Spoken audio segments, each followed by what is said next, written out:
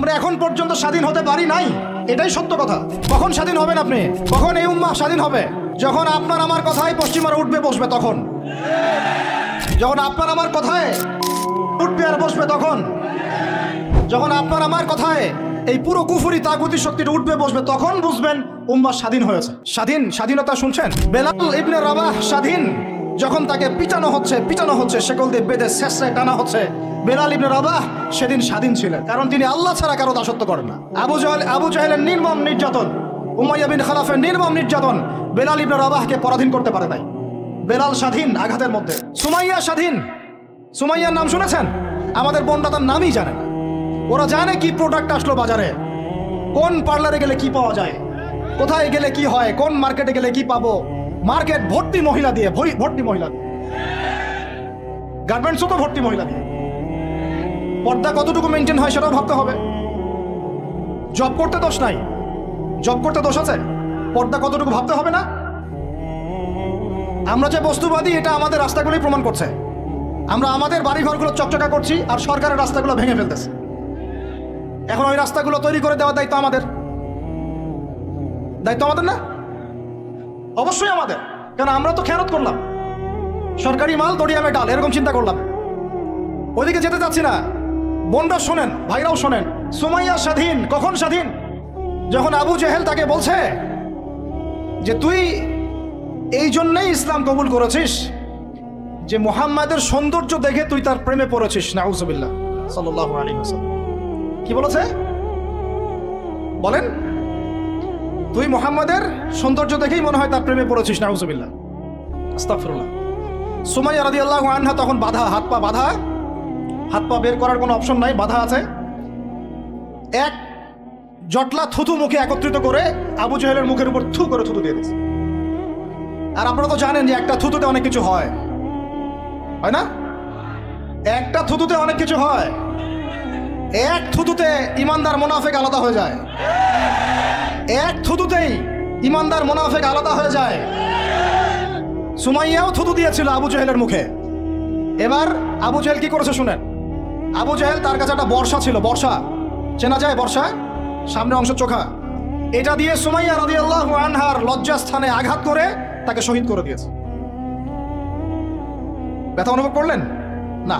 আমি জানি করেন নাই, কারণ সুমাইয়া আপনার কেউ না, সুমাইয়া আপনার কেউ না, সুমাইয়া আমার বোন না, সুমাইয়া আমার স্ত্রী না, সুমাইয়া আমার মা না, সুমাইয়া আমার খালা ফুফু চাচি মেয়ে কেউ না। এই কারণে আমাদের আঘাত লাগে নাই। যদি আমাদের এই দেহটা যে অবশ, আমাদের উম্মার যে দেহটা যে অবশ, এটা তো বোঝা যায় চলমান বিশ্ব রাজনীতি দেখলেই। বিশ্বের যে কোনো জায়গায় মুসলিমরা আঘাত পাচ্ছে, মার খাচ্ছে, নির্যাতিত হচ্ছে। দোয়াও তো মুখ দিয়ে বেরো হয় না। তাদের স্মরণে একদিন কেউ রোজা রেখে একটু দোয়াও করে না, নামাজে একটু দোয়াও করে না, দুটা কথাও বলে না, কোনো মানববন্ধনও নাই, কোনো প্রতিবাদও নাই, কিছুই নাই। মানে পুরো দেহটাই প্যারালাইজড, শেষ, অবশ অনুভূতি। আর প্রত্যেকটা বর্ডার এক একটা অনিকেত প্রান্তর, যেখানে অনুভূতিগুলোর ব্যবচ্ছেদ করা হয়েছে, ফিলিংসগুলোকে ব্যবচ্ছেদ করে ফেলে দেওয়া হয়েছে, ফিলিংস নাই।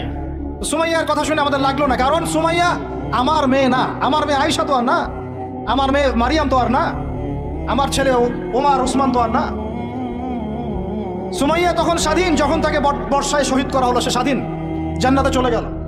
জুলাইবিস একজন সাহাবী ছিলেন, ছোটখাটো মানুষ, ইসলাম কবুল করে আসছেন। খায়বার যুদ্ধের দিন নবী সাল্লাল্লাহু আলাইহি ওয়াসাল্লাম তার হাতে তাকে তলোয়ার দিয়েছেন এবং তাকে যুদ্ধে মানে অগ্রগামী যে সৈনিকরা থাকে প্রথম কাতারের দিকে, সেখানে থাকার মানে চান্স দিয়েছেন।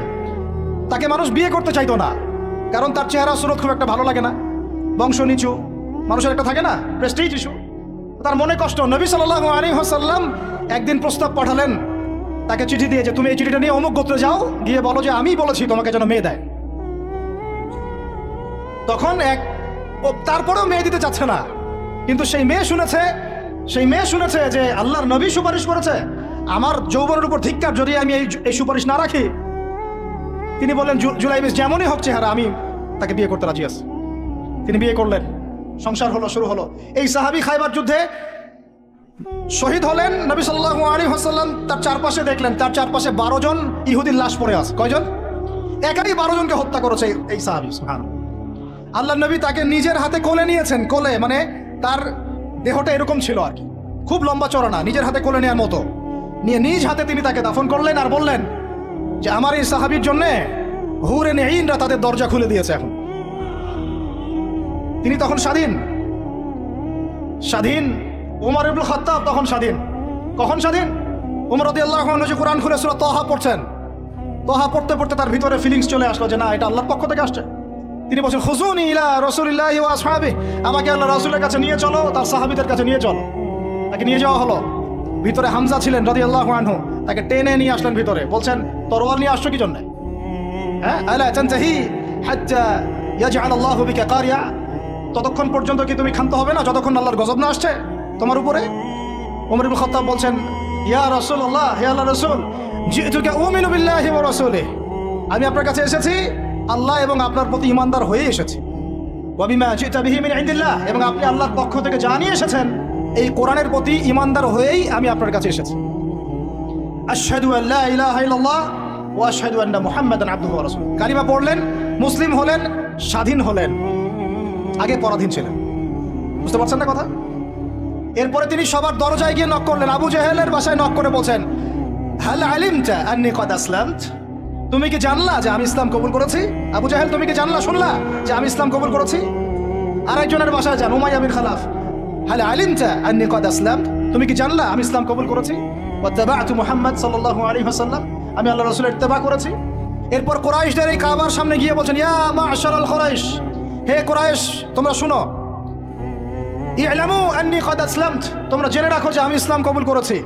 ওয়া শাহিদতু আল্লা ইলাহা ইল্লাল্লাহ ওয়া আন্না মুহাম্মাদান আবদুহু ওয়া রাসূলুহু। এবার কুরাইশরা গিয়ে তার উপর আক্রমণ শুরু করলো। 40 জন 50 জন গিয়ে তাকে জাপটে ধরতেছে, তিনি একাই লড়তেছেন সবার সাথে। একজন এসে পরামর্শ দিচ্ছেন, ওই যে আপনারা যারা হিকমতের দোহাই দিয়ে কাপুরুষতাকে আড়াল করতে চান, তারা শুনেন ওয়াজটা ভালো করে। যারা হিকমতের দোহাই পেরে কাপুরুষতাকে আড়াল করতে চান তারা শুনেন। উনি এসে বলেছেন যে আফালা কুনতা কাতামত, তুমি কি ইসলাম কবুলের এই বিষয়টাকে গোপন রাখতে পারতা না? কি দরকার ছিল এভাবে প্রকাশ্যে বলার? কি দরকার ছিল এভাবে কাফেরদের সাথে একটা দ্বন্দ্বে জড়ানোর? শোনেন তারপরে তিনি কি বলছেন। তিনি বলছেন যে ওয়াল্লাহি, আল্লাহর কসম করে বলছি, লা উফাররিকান্না বাইনাল হাক্কি ওয়াল বাতিল কামা ফাররাকাল্লাহু বাইনাল লাইলি ওয়ান নাহার, আল্লাহু আকবার। তিনি বলছেন আল্লাহর কসম করে বলছি, আমি রাত এবং দিন আল্লাহ পাক যেভাবে আলাদা করে দেন এইরকম করে আমি সত্য আর মিথ্যা আলাদা করে দেবো ইনশাআল্লাহ। আল্লাহু আকবার। এরপরে তার নাম হয়েছে আল ফারুক। কি নাম হয়েছে? ওমর এখন স্বাধীন। বলেন আমাকে, উম্মাহ স্বাধীন? উম্মাহ স্বাধীন। কিছু করতে গেলেই বলবে স্যাংশন দিয়ে দিব, কিছু বললে বলবে যে একদম টাকার মান কমাই দিব। আরো কিছু যদি বলতে চায় আমাদের প্রশাসন গভর্নমেন্ট, তারা যদি আরো বড় পদক্ষেপ নিতে চায়, প্রশাসন গভর্নমেন্ট যদি বলতে চায়, বলতে পারে বা বলে ওই ইউনাইটেড নেশনসে গিয়ে যে আমরা আমাদের দেশ থেকে আমাদের সেনাবাহিনী পাঠাবো, গাজায় গিয়ে আমাদের পক্ষে, আমাদের মুসলিমদের পক্ষে যুদ্ধ করবে, এই কথা যদি বলতে পারে বা বলে, দেখবেন তাদের সমস্ত শক্তি দিয়ে বাংলাদেশকে আক্রমণ করে ফেলছে। আপনি আমাকে বলেন আমরা স্বাধীন? উম্মাহ স্বাধীন? ওই তাগুতি শক্তির, বিশ্ব কুফরি শক্তির পরাজয় না হওয়া পর্যন্ত মুসলমানরা স্বাধীন না। আর ঈসা ইবনে মারিয়াম এই গাল গল্প করতে আসবেন না, তিনি মানুষকে খালি সুরসুরি মার্কা ওয়াজ করতে আসবেন না, তিনি আসবেন ওই গোড়ায় আঘাত করতে ইনশাআল্লাহ। আল মাহদি মানুষকে সুরসুরি মার্কা ওয়াজ করবেন না, খালি ফজিলত আর ফজিলত, এভাবে নয়। তিনি আসবেন দাওয়াতের মিশন নিয়ে, উম্মাহকে ঐক্যবদ্ধ করবেন, কুফফারদের সাথে মুসলমানদের একদম সশস্ত্র যুদ্ধ হবে, তারপরে এদের একটা একটা করে খুঁজে বের করে মারা হবে ইনশাআল্লাহ। আল্লাহর কসম করে বলতেছি, আমাদের একটা মুসলিম ভাইয়ের রক্ত বৃথা যাবে না, একজন শিশুর রক্ত বৃথা যাবে না ইনশাআল্লাহ।